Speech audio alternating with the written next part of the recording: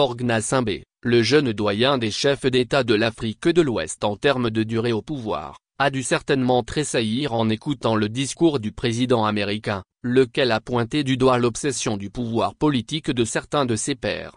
La 79e Assemblée générale des Nations unies qui se déroule actuellement au siège de l'organisation voit les chefs d'État se relayer à sa tribune. Et même si en temps réel, de nombreuses personnes n'arrivent pas à suivre les discours des chefs d'État, les réseaux sociaux s'emploient à diffuser des portions intéressantes des allocutions prononcées.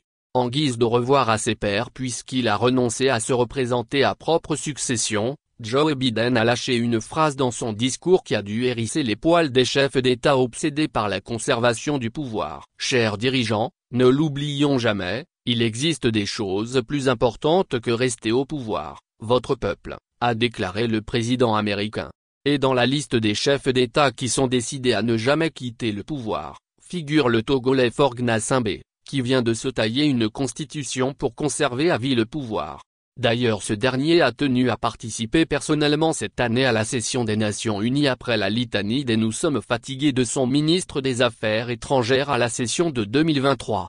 Faure Gnassingbé, comme à son habitude, a prononcé un évangile qui se résume en la maxime « Faites ce que je dis, ne faites pas ce que je fais ». En effet, pour le doyen des chefs d'État d'Afrique de l'Ouest, celui dont la famille détient le record de longévité au pouvoir, pour regarder l'avenir, il faut regarder vers l'Afrique. Il a expliqué ses propos en évoquant la place de la jeunesse africaine, puis il a plaidé pour une place plus importante de l'Afrique sur l'échiquier mondial.